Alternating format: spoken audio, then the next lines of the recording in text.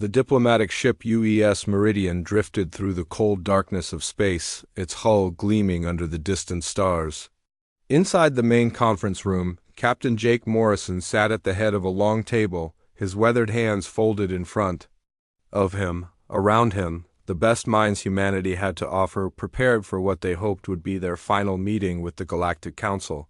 Commander. Lisa Brooks adjusted her uniform one last time and looked at the datapad in her hands. 30 years of diplomatic notes, peace treaties, and carefully worded protests filled the small device. 30 years of trying to reason with aliens who seemed to view humans as nothing more than talking animals. Are you ready for this? Jake asked her, his voice quiet but firm. Lisa nodded, though her stomach churned with nervous energy. As ready as anyone can be for begging aliens to stop killing our people? Dr. Amy Carter, the expedition's chief scientist, looked up from her own notes. The evidence is clear. They attacked New Austin Colony without warning. 50,000 civilians, Jake, men, women, children, all dead because they said we were mining illegally on our own world. Lieutenant Colonel Ron Jackson, the military advisor, slammed his fist on the table. Illegally. On a world we terraformed ourselves, a world we've lived on for 20 years. His face was red with anger. They're not even trying to hide it anymore. They just want us gone? The ship's communication system crackled to life. Captain Morrison, we're approaching the Galactic Council station. Docking in 15 minutes. Jake stood up and straightened his dress uniform. The blue fabric was decorated with medals and ribbons from humanity's various defensive actions over the past 3 decades. Each one represented a time when humans had been attacked and had managed to survive. Let's go show them what civilized beings look like. The group made their way through the ship's corridors. Other crew members stopped and saluted as they passed. Communications Officer Pete Davis gave them a thumbs up from his station. Good luck, sir. We'll be monitoring everything. The docking bay of the Galactic Council station was massive, designed to accommodate ships from dozens of different species. The UES Meridian looked tiny compared to the alien vessels surrounding it.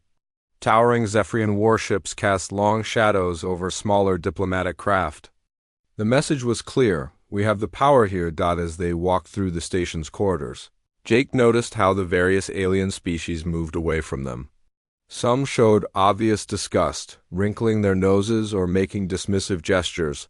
Others simply ignored the humans entirely, as if they were invisible. The council chamber was a huge circular room with seats arranged in tiers. At the center sat the High Arbitrator, Veleneth of the Zephyrian Empire. He was nearly 8 feet tall, with gray skin and 4 arms that ended in razor-sharp claws. His yellow eyes fixed on the human delegation as they entered. The mammals have arrived, Veleneth said, his voice carrying clearly through the chamber's acoustic system. Several alien species made sounds that Jake recognized as laughter. Please, take your seats. We have much to discuss.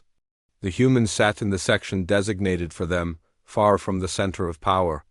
Jake noticed that their chairs were smaller and lower than the others, another small insult in a long list of humiliations. Lisa stood up and activated her datapad.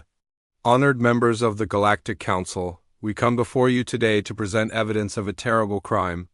6 days ago, the Zephyrian Empire attacked and destroyed New Austin Colony in the Kepler 442 system. She pressed a button and holographic images filled the center of the chamber. The images showed a beautiful world with rolling hills and sparkling rivers. Cities dotted the landscape, connected by roads and railways. It looked like a perfect place to raise a family. New Austin was home to 50,000 human civilians. They were farmers, teachers, doctors, and engineers. They had lived on this world for 20 years, turning a barren rock into a garden. The next image showed the same world, but now it was a smoking ruin.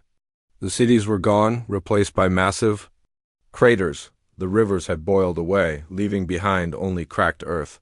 Nothing moved on the planet's surface. The Zephyrian fleet arrived without warning. They did not attempt to communicate. They did not offer surrender terms. They simply opened fire with planet-killing weapons until every trace of human life was Erased. Lisa's voice remained steady, but Jake could see her hands shaking. We ask the Council to condemn this act of genocide and to demand reparations from the Zephyrian Empire. The chamber fell silent for a moment. Then Veleneth began to laugh.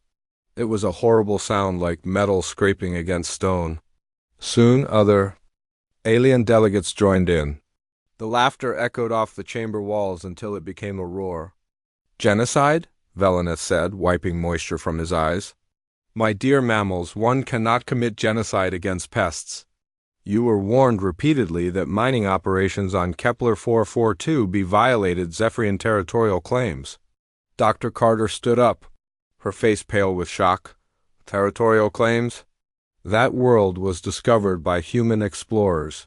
We terraformed it with our own technology. Our people have lived there for 2 decades. And now they don't, Veleneth replied with a shrug. The problem has been solved. Ron Jackson jumped to his feet. You murdered 50,000 innocent people. I removed an infestation, Veleneth said calmly. Perhaps this will teach your species to respect your betters. The High Arbitrator stood up to his full height, looking down at the human delegation. Let me make something very clear to you, mammals. Your species exists in this galaxy because we allow it. You contribute nothing of value. Your technology is primitive. Your culture is barbaric. Your breeding habits are disgusting. Jake felt something cold settling in his stomach. This wasn't negotiation. This wasn't even a trial. This was a show performed for the entertainment of beings who saw humans as barely more than animals. You multiply like bacteria, Veleneth continued. You consume resources at an alarming rate. You fight wars among yourselves over trivial differences. Frankly, the galaxy would be better off without you. Lisa tried one more time. We only want to live in peace. We've never threatened any of your worlds. We've never attacked your ships. All we ask is for the right to exist. Peace? Veleneth laughed again. You want peace? Then accept your place in the natural order. Some species are meant to rule, others are meant to serve, and some— He gestured dismissively at the humans. Some are meant to be removed when they become too numerous. The other alien delegates murmured their agreement. Jake looked around the chamber and saw only cold indifference in their eyes. These beings had already decided that humanity was expendable. Perhaps, Veleneth said thoughtfully, it's time we reduced your numbers to something more manageable. A few million humans scattered across the galaxy might be useful as servants or entertainment. But billions of you, breeding and expanding without control? That cannot be allowed to continue. The chamber erupted in approving sounds from the alien delegates. Jake felt his hands clenching into fists. Beside him, Lisa had gone completely white. Ron's face was red with fury, while Amy looked like she might be sick. This concludes today's session, Veleneth announced. The Council will consider appropriate measures to address the human problem. You are dismissed. As the human delegation made their way out of the chamber, Jake could hear the aliens discussing them like they were talking about vermin control. His mind raced with the implications of what they had just heard. These beings didn't just see humans as inferior. They saw them as a problem to be solved. The walk back to their ship felt like a funeral march. None of them spoke until they were safely aboard the UES Meridian. Once the airlock sealed behind them, Pete Davis rushed up to them. Captain, we've been monitoring communications from Earth. Sir, you need to see this. Pete led them to the communication center and activated the main display. The image showed Earth from orbit, but something was wrong. Massive explosions were blooming across the planet's surface. The moon was dark, its surface scarred with fresh craters. The Zephyrian fleet hit. This 3 hours ago, Pete said, his voice breaking. Luna base is gone. The Mars colonies are under attack. They're hitting everything, sir? Every human world, every station, every ship they can find. Jake stared at the screen, watching his homeworld burn. In the space of a few hours, everything had changed. The diplomatic mission was over. The age of trying to reason with aliens was over. Sir? Pete asked quietly. What are your orders? Jake looked at his crew, at the people who had trusted him to find a peaceful solution. He thought about the 50,000 people who had died on New Austin. He thought about the millions more who were dying right now on Earth and Mars and dozens of other worlds. Send the message to every human ship, every colony, every station, he said quietly. Tell them that the time for talking is over. Tell them that we tried to be civilized, and this is what it got us. He turned to face his crew, and they saw something in his eyes that had never been there before, something cold and hard and final. Tell them that humanity is done asking for mercy. From now on, we take what we need to survive, and if the galaxy doesn't like it, they can try to stop us. The message went out across the stars, carrying with it the death of humanity's innocence and the birth of something far more dangerous. The emergency session in the White House bunker began at midnight. President Helen Martinez sat at the head of a long table, her face drawn with exhaustion and grief. Around her, the most powerful people on Earth gathered in the underground chamber. But tonight, they were not talking about politics or economics. Tonight, they were talking about survival. The casualties are still coming in, said General Frank White, his uniform wrinkled from 3 days without sleep. Luna Base is completely gone, 2 million people. The Mars colonies are holding out, but barely. They're using civilian shelters as shields. Dr. Nathan Cross sat quietly in the corner, his wild hair uncombed and his eyes bright with an unsettling intensity.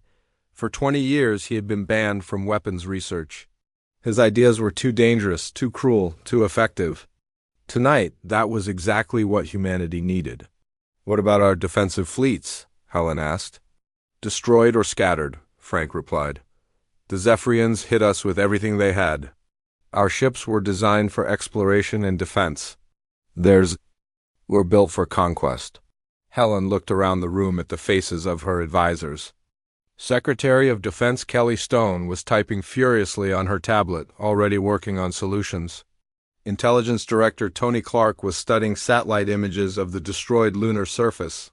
These were good people, decent people who had spent their careers trying to keep humanity safe through diplomacy and careful planning. It's not working, Helen said quietly. Everything we've tried, everything we've built, it's not enough. The room fell silent. Everyone knew what she meant. Humanity had played by the rules for 30 years. They had tried to be civilized, to negotiate, to find peaceful solutions. And now their children were dying in the cold vacuum of space while aliens laughed at their weakness. There is another way, Dr. Cross said, his voice cutting through the silence like a blade. All eyes turned to him. Helen had brought him here against the advice of every military official in the room. Nathan Cross was brilliant, but he was also completely without moral limitations when it came to warfare. His research proposals had been rejected by every ethics committee in the scientific community. Tell us, Helen said. Nathan stood up and walked to the front of the room. He activated the wall display and began showing images of weapon designs. That made the military officials shift uncomfortably in their seats. For 20 years, I've been developing weapons that this government called too inhumane to build.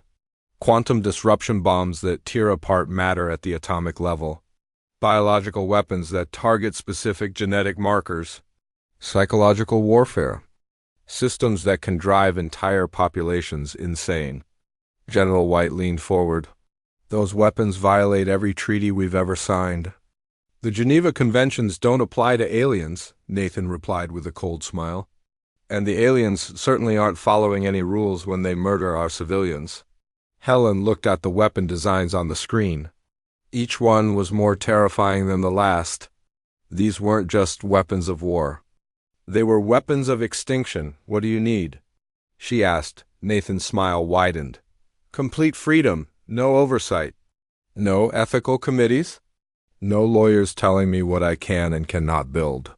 Give me every scientist, every engineer, every resource you have, and I'll give you weapons that will make the aliens regret they ever learned our name. The room erupted in arguments. Half the people present were horrified by what Nathan was proposing. The other half were desperate enough to consider it. Helen raised her hand for silence. The vote is simple, she said. Do we continue to fight? This war with one hand tied behind our backs, or do we do whatever it takes to win? The vote was unanimous. The Geneva Conventions were suspended. The Space Warfare Treaty was dissolved. Every ethical limitation on military research was lifted with the stroke of a pen. Within hours, the transformation began. Scientists who had spent their careers working on medical research were reassigned to biological weapons development. Engineers who had designed space stations were now building mobile weapons platforms.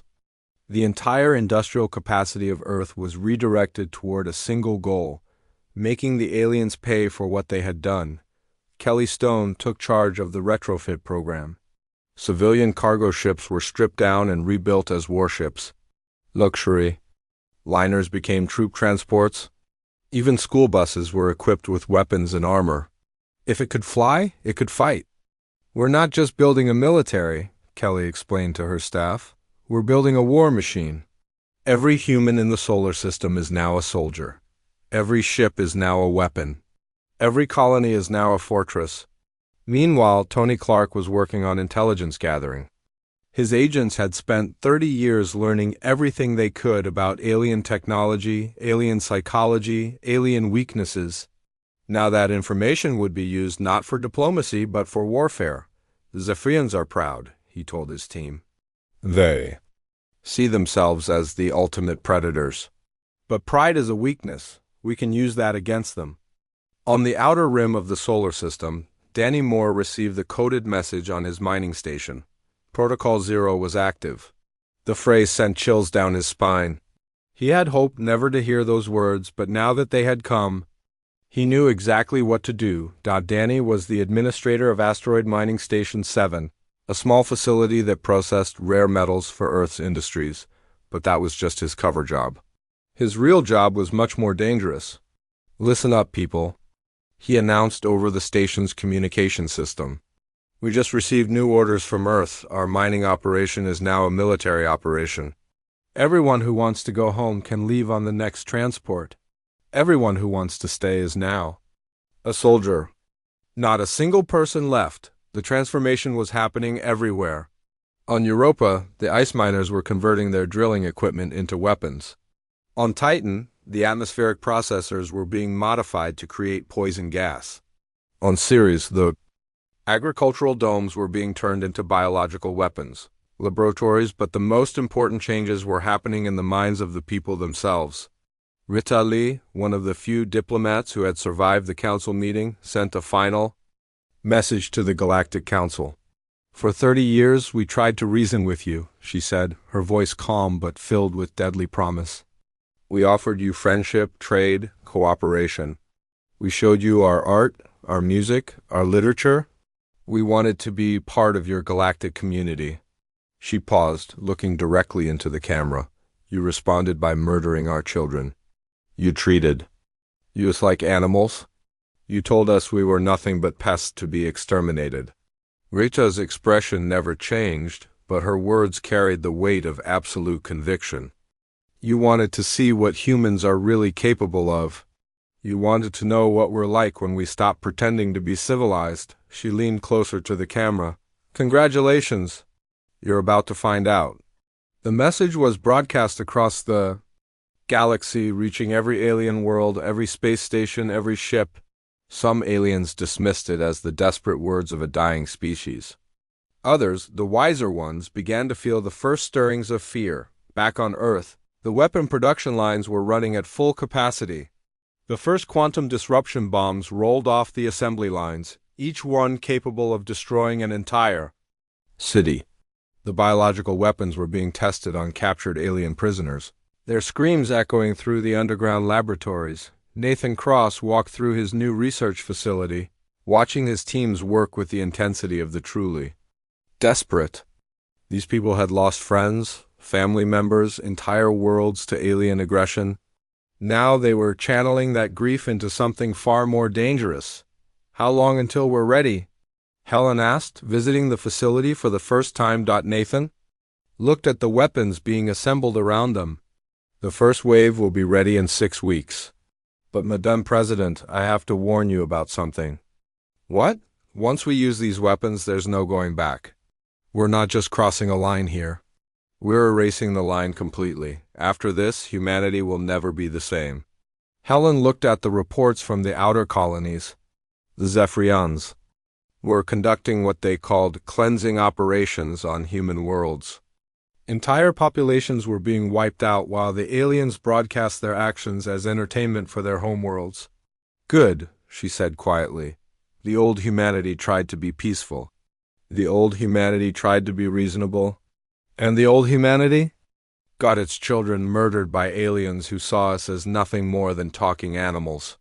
She turned to face Nathan, and he saw something in her eyes that had never been there before. Something cold and final and absolutely terrifying. I don't want the old humanity back, she continued. I want something new. Something that will make sure this never happens again. Something that will make the aliens regret they ever learned. Our name, Nathan nodded slowly. He understood exactly what she meant. The transformation was complete. Humanity had tried to be civilized, and civilization had failed them. Now they would try something else. The first human revenge fleets began forming in the asteroid belt, their hulls black with stealth coating, their weapons bays filled with horrors that no alien mind could imagine. Each ship carried a crew that had lost everything to alien aggression. Each crew member had sworn the same oath: no mercy, no prisoners, no limits. The galaxy was about to learn what humans were really like when they stopped trying to be the good guys. And once that lesson began, there would be no stopping it. The attack began at exactly 0800 hours across 17 different star systems. No warnings were given. No surrender was offered. The humans had learned their lesson about mercy from the aliens themselves. Captain Steve Rogers stood on the bridge of his ship, watching the Zephyrian naval base at Proxima Centauri grow larger on the main screen. The Retribution had once been a simple cargo hauler, carrying supplies between Earth and the outer colonies. Now it was something else entirely. Distance to target? Steve asked his weapons officer. 200 kilometers in closing, came the reply. They're hailing us, Captain. Put them through. The face of a Zephyrian commander appeared on the screen. His yellow eyes were filled with contempt as he looked at the approaching human ship. Unknown vessel, you are approaching a restricted military zone. Turn back immediately or you will be destroyed. Steve smiled coldly. This is Captain Rogers of the human vessel Retribution. I'm carrying refugees from the attacks on our colonies. We request permission to dock for medical assistance. The Zephyrian commander laughed. Refugees? How pathetic. Very well, you may dock at Bay 7, but be quick about it. We have more important things to do than help mammals. The connection ended. Steve turned to his crew, men and women who had lost everything to alien aggression. You heard him. Let's give them exactly what they deserve. The Retribution docked with the space station as requested. The Zephyrian guards barely glanced at the ship's papers. They were too busy laughing about the desperate humans begging for help. They never noticed the cargo bay doors opening. What came out was not refugees. It was something far worse. The weaponized nanobots spread through the stations. Air system in minutes. They were designed by Dr. Nathan Cross specifically for this purpose. Each tiny robot was programmed to target Zephyrian DNA and dissolve the organic compounds that kept their atmosphere processors running. The first sign of trouble came when the lights began flickering. Then the air recycling system started failing. Within an hour, the entire station was dying, its atmosphere slowly turning into poison gas. Steve watched through the security feeds as Zephyrian soldiers ran through the corridors, their faces covered with breathing masks that would not save them. The nanobots were already in their bloodstreams, breaking down their cellular structure from the inside. All hands, prepare for departure, Steve announced. Our work here is done. The Retribution undocked and moved away from the station. Behind them, the massive military base that had once housed 50,000 Zephyrian soldiers was now a tomb floating in space on the other side of the galaxy. Major Carol Johnson was leading a ground assault on the industrial world of Kepler 438b. Her forces had been training for this moment for 6 months. They were no longer the peacekeeping troops that had once protected human colonies. They were something much more dangerous. "Remember," Carol told her soldiers as they prepared to drop from orbit, "we're not here to occupy this world. We're here to make sure it can never be used against humans again." The orbital drop was perfect. Carol's forces landed in the heart of the Zephyrian industrial complex, their black armor making them nearly invisible in the planet's eternal twilight. The alien workers never saw them coming. The attack was swift and brutal. Carol's soldiers used weapons that had been banned by every civilized species in the galaxy. Sonic disruptors that liquefied internal organs. Molecular acid that ate through armor and flesh with equal ease. Psychological warfare broadcasts that drove enemy soldiers insane with terror, but the real horror came after the fighting ended. Carol's forces didn't just defeat the occupying Zephyrian army. They systematically destroyed every piece of alien technology on the planet. Power plants were blown up. Communication arrays were torn apart. Spacecraft were reduced to scrap metal. "We're not leaving them anything they can use," Carol explained to her lieutenant as they watched a factory complex burn. "No ships to escape in. No communication equipment to call for help. No technology to rebuild with." The surviving Zephyrians were left stranded on a world they could no longer control. They had the clothes on their backs and nothing else. It would take them years to build even basic survival shelters. Most of them would be dead before the next supply ship arrived. "Is this what we've become?" the lieutenant asked quietly. Carol looked at him with eyes that had seen too much death. "This is what they made us become. They wanted to see what humans are capable of. Now they know." The news of the human attacks spread quickly through the galaxy. Alien news broadcasts showed the destroyed naval base at Proxima Centauri and the burning factories of Kepler 438b. For the first time in galactic history, the Zephyrian Empire was losing territory to a species they had considered inferior. Grand Admiral Zexthal was the Zephyrian Empire's greatest military commander.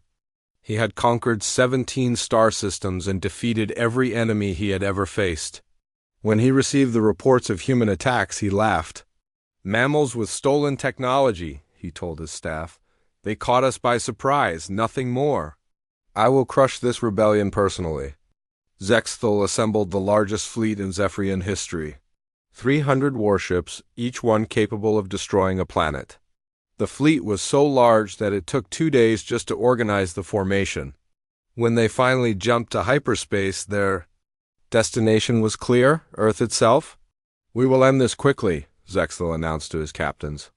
"The humans will surrender when they see true power, or they will die.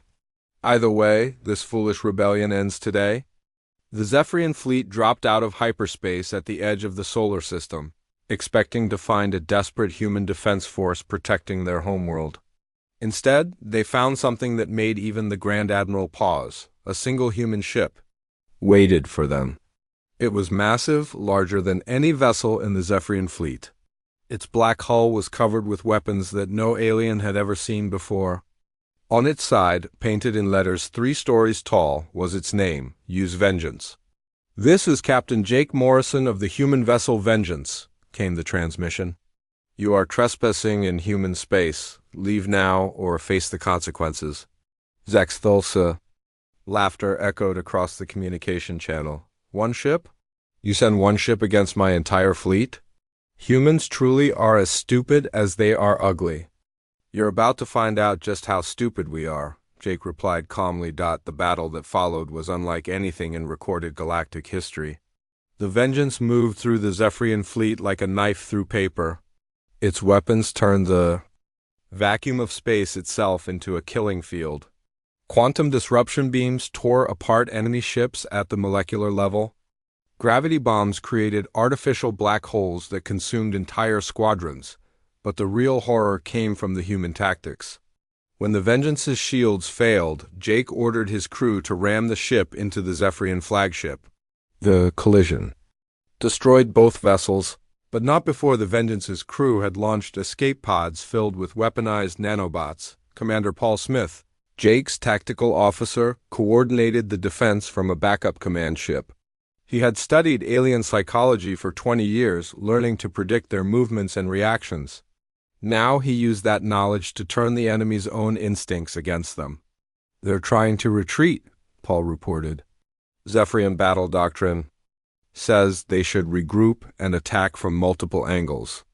"Then we'll be waiting for them," came the reply from Captain Ben Cole.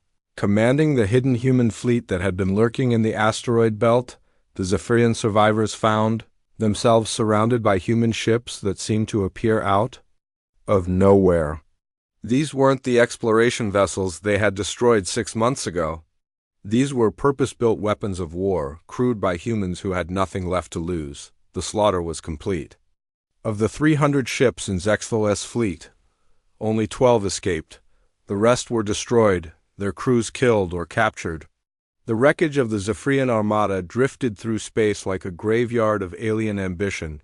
Jake Morrison was dead, but his final message was broadcast across all known frequencies.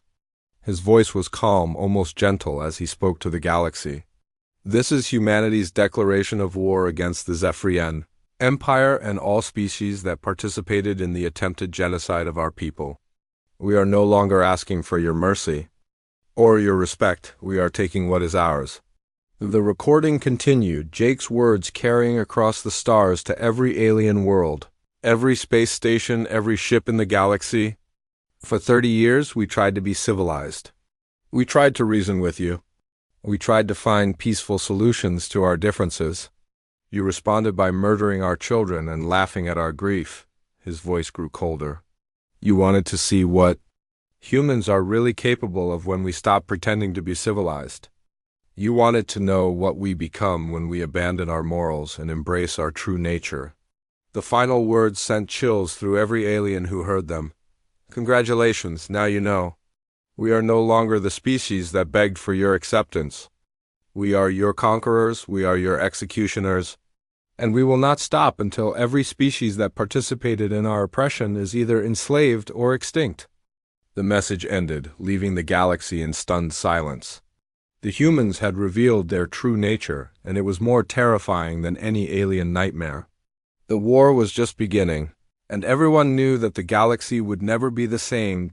In the depths of space, the surviving human fleets. 6 months after the destruction of Grand Admiral Zexthal's fleet, the galaxy had become a very different place. The Zephyrian Empire, which had ruled over dozens of star systems for 1,000 years, was collapsing under the relentless human assault. Admiral Grace Thompson stood on the bridge of her flagship, looking down at what had once been the proud Zephyrian homeworld. The planet's surface was now covered with massive prison camps, each one housing millions of alien survivors. The crystal cities that had once reached toward the sky were gone, replaced by simple concrete buildings designed for one purpose: keeping prisoners alive and working. "Status report," Grace ordered. Her communications officer, Lieutenant Sam Davis, checked his display. "We have 7 million Zephyrians in the work camps, Admiral. They're mining rare metals and producing basic supplies. For our fleet, daily production is up 12% from last week." Grace nodded. The Zephyrians had once enslaved human workers on dozens of worlds. Now they knew what it felt like to be property. "Any resistance?" "Nothing organized, ma'am. A few escape attempts. But they don't get far. Where would they go? We control every ship, every communication array, every piece of technology on the planet." The irony was not lost on Grace. The Zephyrians had been so confident in their superiority that they had never prepared for the possibility of defeat. Their own arrogance had become their downfall. "What about the other species?" Grace asked. Sam pulled up a galactic map on the main screen. Red zones marked areas under human control. There were a lot of red zones. The Velthari crystal worlds have been completely pacified. Dr. Cross's sonic weapons work perfectly against their crystalline biology. Most of them shattered when the first wave hit. The Velthari had been some of the most vocal supporters of Zephyrian policies toward humans. They had profited greatly from human slave labor, using captured workers to build their beautiful crystal cities. Now those cities were ruins, and the surviving Velthari lived in caves, their delicate crystalline bodies too damaged to ever fully heal. The gas dwelling next to her are almost extinct, Sam continued. Captain Lisa writes atmospheric. Ignition weapons turned most of their homeworlds into burning stars. The few survivors are in protective custody on Station Alpha 7, Grace remembered the next story, from the old diplomatic meetings. They had floated in their environmental suits, making jokes about human intelligence while voting to restrict human expansion into their territories. Now they existed only because human mercy allowed it. Any word from the Galactic Council? They've been sending peace envoys for weeks. The latest group arrived this morning. They're waiting in conference room 3, Grace smiled without humor. Let them wait a little longer. I want them to think about why they're here. The surviving members of the Galactic Council have been sending desperate messages to Earth for months. They offered territory, resources, technology, even the surrender of their own civilians as slaves. Each offer was more desperate than the last. President Helen Martinez had responded to all of them with the same message. We don't want your surrender. We want your extinction. The transformation of humanity was complete. The people who had once begged for peaceful coexistence now spoke casually about the complete destruction of entire species. And the terrifying thing was how normal it had become. Engineer Lucas Brown walked through his laboratory, checking on the latest batch of terror weapons. His team had spent months perfecting devices designed not just to kill, but to break alien morale completely. How's the psychological warfare project coming along? He asked Dr. Janet Lewis, his lead researcher. Janet looked up from her work, her eyes bright with the enthusiasm of someone who had found her true calling. The screaming broadcasters are working perfectly. We tested them on the Zephyrian prisoners yesterday. The sound of their own people dying drives them into complete panic. She pulled up a video on her screen showing Zephyrian workers in a mining camp. The moment the broadcasters activated, the aliens dropped their tools and began running in circles, clawing at their ears and making horrible wailing sounds. The nanoplogs are even better, Janet continued. We can target specific genetic markers. Now, want to kill only the adults and leave the children? Done. Want to kill only the males? No problem. Want to make them suffer for weeks before they die? We have 17 different options. Lucas nodded approvingly. What about the new batch of envoys? The ones waiting to meet with Admiral Thompson? We've already started testing on them, Janet said with a cruel smile. Nothing fatal, just some mild psychological conditioning. By the time they meet with the Admiral, they'll be much more cooperative. The human capacity for cruelty had surprised even their own leaders. People who had once been teachers and doctors and engineers now spent their days designing new ways to make aliens suffer. And they were very good at it. Meanwhile, in conference room 3, the last free members of the Galactic Council waited in terror for their meeting with the human admiral. High Arbitrator Veleneth, the same being who had laughed at human suffering 6 months ago, sat in the corner with his head in his hands, the delegation included. Representatives from the few species that had not yet been conquered or destroyed. They had come to Earth hoping to negotiate some kind of peace before humanity turned its attention to their worlds. How did it come to this? Whispered Ambassador Kextel of the Thurian Republic. 6 months ago, the humans were nothing. They were begging us for scraps from our table. We pushed them too far, Veleneth said quietly. His voice was broken, aged by months of watching his empire crumble. We thought they were weak because they tried to be peaceful. We thought they were stupid because they tried to be reasonable. And, now? Kextel asked. Now they are something that even the gods would fear, Veleneth replied. They have become the very monsters we always claimed they were, except they're not monsters. They're worse.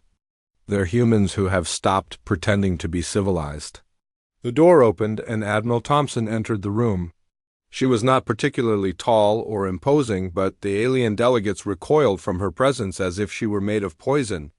Her eyes held something that no alien had ever seen before in a human, complete and absolute certainty. Gentlemen, Grace said, taking a seat at the head of the table.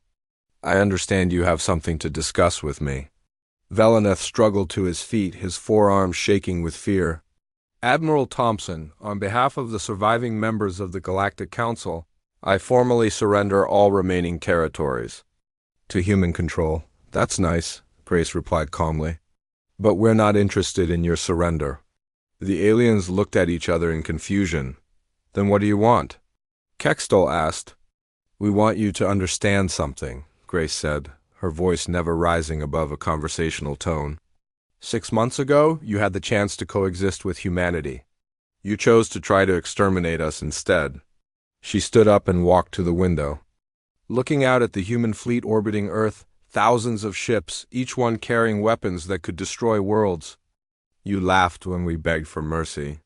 You called us animals when we showed you our art and culture. You murdered our children when we offered you friendship. Grace turned back to face the aliens. Now it's too late for coexistence. Now it's too late for mercy. Now there's only one question left. Do you die quickly or do you die slowly? Veleneth fell to his knees, his yellow eyes filled with tears. Please, Admiral, we were wrong. We understand that now. Your species has become something magnificent and terrible. You have power beyond our imagination. Show mercy before you. Destroy not just us, but yourselves? Destroy ourselves? Grace laughed, and the sound made the aliens flinch. We already did that. The humans you knew, the ones who believed in peace and diplomacy and the goodness of other species, they died. When you bombed Luna Base, what's left is something new. She walked closer to Veleneth, and he could see his own reflection in her cold eyes. What's left is what you created when you pushed us past our breaking point. What's left is humanity without limits, without mercy, without the moral constraints. That kept us weak, and you know what the beautiful thing is? Grace continued, we like what we've become. We like being strong, we like being feared. We like watching our enemies beg for mercy that will never come. The aliens sat in stunned silence, finally understanding the true horror of what they had unleashed. They had wanted to see humanity's true nature. Now they had it, and it was more terrifying than their worst nightmares. The meeting is over, Grace announced. You have 24 hours to evacuate your homeworlds. After that, we start bombing. Anyone left behind will be considered a legitimate target. As the alien delegates were escorted out, Veleneth made one last desperate plea. Admiral, please. You have children too. What will you tell them about what you've become? Grace paused at the door and looked back at him. We'll tell them the truth. We'll tell them that sometimes, when the monsters come for you, the only way to win is to become a bigger monster. The door closed behind her, leaving the aliens alone with their terror. Outside, the human fleet prepared for the next phase of their campaign. There were still species to conquer, worlds to claim, civilizations to destroy. The galaxy's reckoning with humanity was far from over. If anything, it was just beginning. 2 years after humanity's awakening, the galaxy was unrecognizable. Where once hundreds of independent civilizations had ruled their own territories, now there was only one power that mattered. The human galactic empire. Fleet Admiral Jake Morrison stood in the ruins of what had once been the Galactic Council chambers. The building had been converted into a monument to human determination. The walls were covered with the names of every human who had died during the 30 years of alien oppression. 50 billion names carved into black stone, each one a reminder of why humanity had chosen this path. Jake was no longer the diplomatic captain who had tried to reason with aliens. That man had died in the battle above Earth. This Jake Morrison was something harder, colder, more dangerous. He wore the uniform of the human galactic navy, its dark fabric decorated with medals representing conquered worlds rather than peaceful achievements. Status report, he ordered his aide, Colonel Bobby Clark. The last Zephyrian resistance cell was eliminated yesterday, Bobby reported. The species is now officially extinct. Total elimination took 18 months. Jake nodded. The Zephyrians had been the first to laugh at human suffering. It was fitting that they were the first to be completely erased from existence. What about the others? The Velthari exist only in reservation camps on 3 worlds. Current population is approximately 50,000, down from their original 2 billion. They're useful for certain types of crystal manufacturing, so we're keeping them alive for now. Bobby consulted his tablet.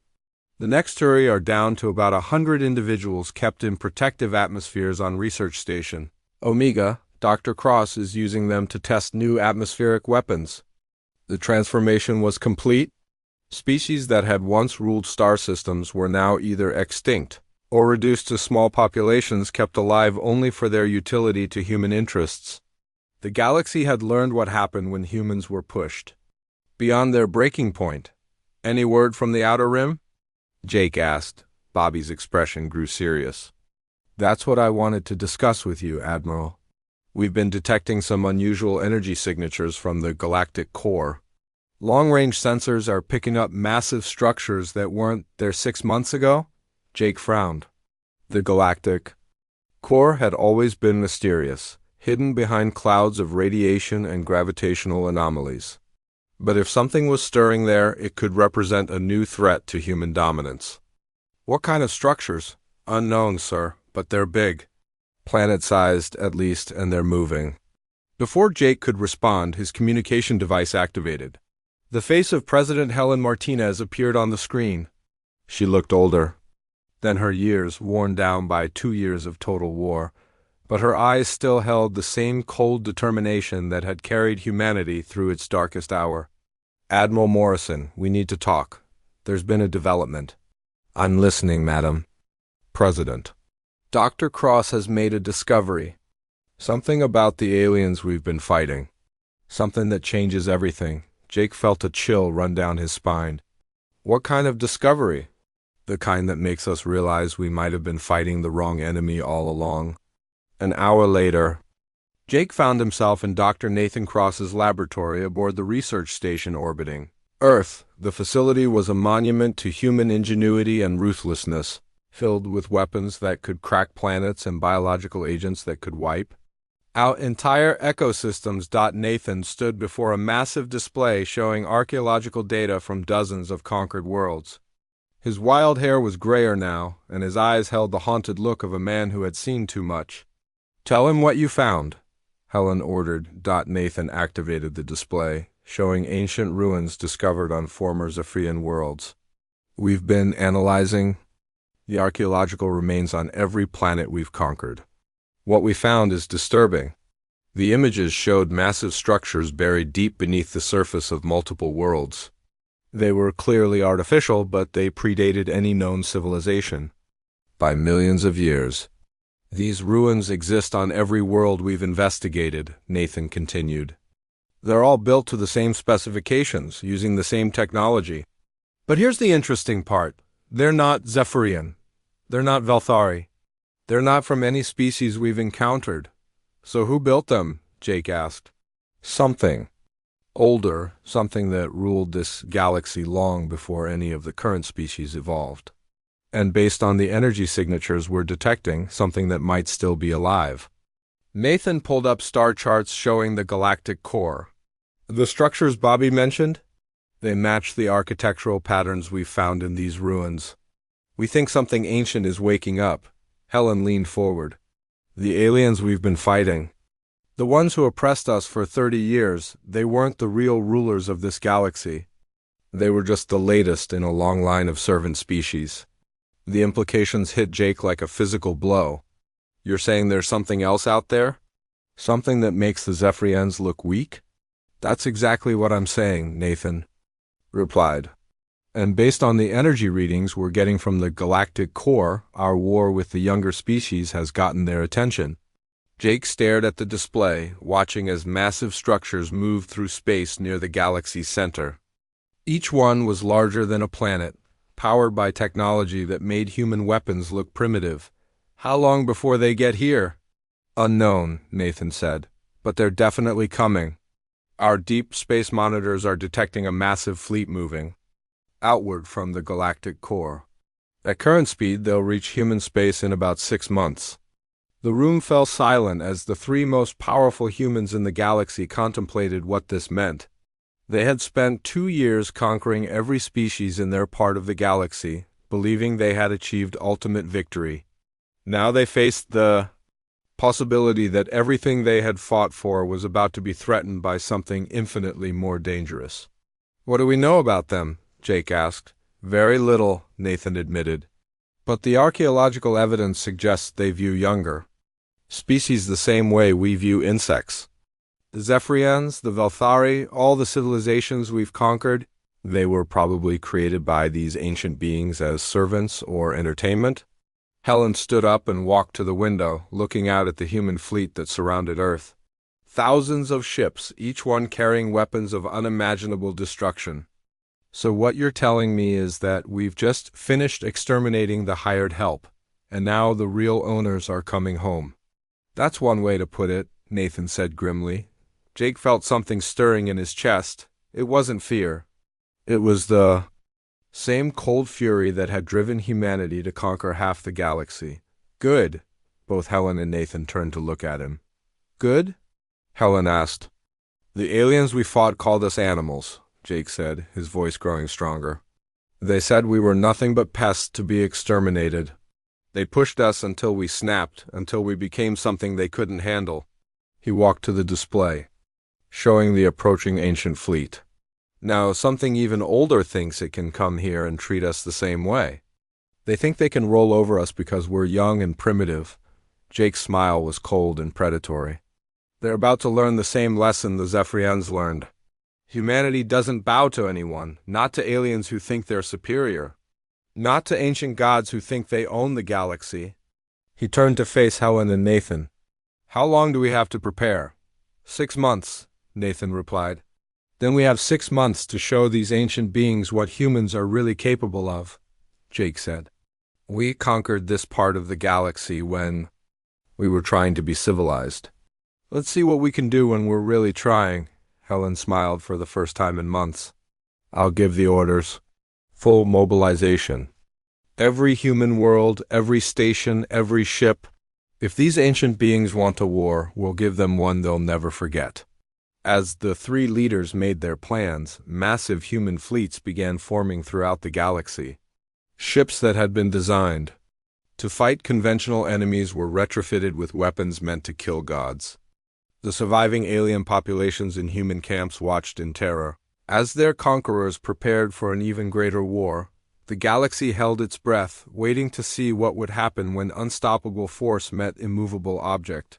Humanity had already proven they could destroy civilizations that had ruled for thousands of years. Now they would discover if they could defeat beings that had ruled for millions. In the depths of space, ancient eyes opened for the first time in eons. The old gods were returning to reclaim their galaxy. But they were about to discover that the galaxy had new masters now.